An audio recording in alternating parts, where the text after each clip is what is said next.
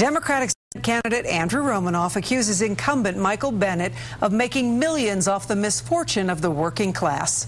Well, tonight, CBS 4's Sean Boyd gives that ad a reality check.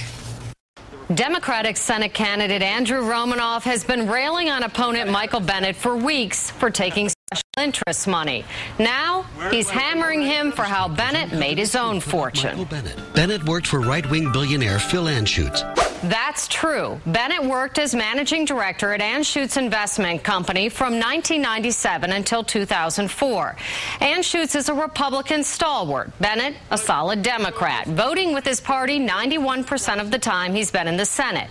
Romanoff says the one thing the two have in common is greed. In a corporate takeover, they pushed companies into bankruptcy. And not exactly. Here's what happened. In 2001, Phil Anschutz acquired 3 movie chains that, according to their debt statements, were already headed for bankruptcy.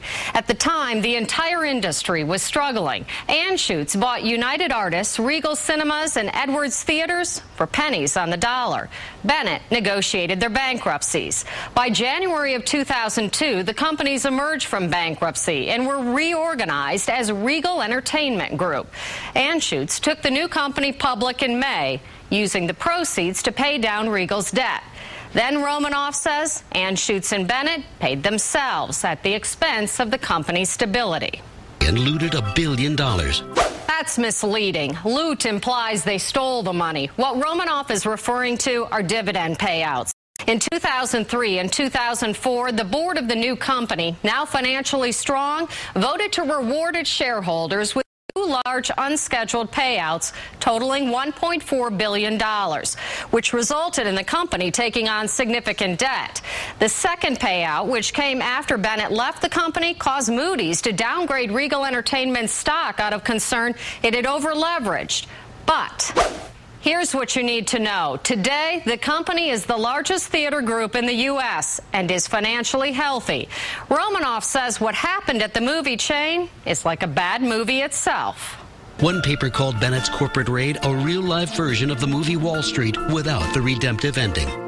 That's opinion. The person that wrote that article for the Cherry Creek News is a Romanoff supporter.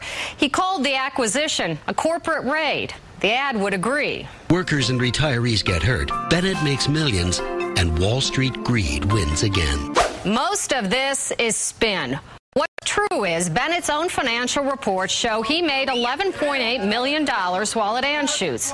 As for workers and retirees, today SEC filings show Regal Entertainment Group employs 2,000 more people than it did when Anschutz took it public in 2001. And according to Bloomberg, people who've invested in the company, like retirees, have seen an average annual return of between 8 and 9%. Including those dividend payouts. The overall price of the company's stock has fallen. Bottom line, the world of acquisitions, mergers, and bankruptcy is a complicated one most of us don't live in. And Andrew Romanoff is counting on that. He's playing the populist card, hoping to shore up votes against his opponent. And it may be working. Both campaigns say it's now a tight race. I'm Sean Boyd. That's Reality Check.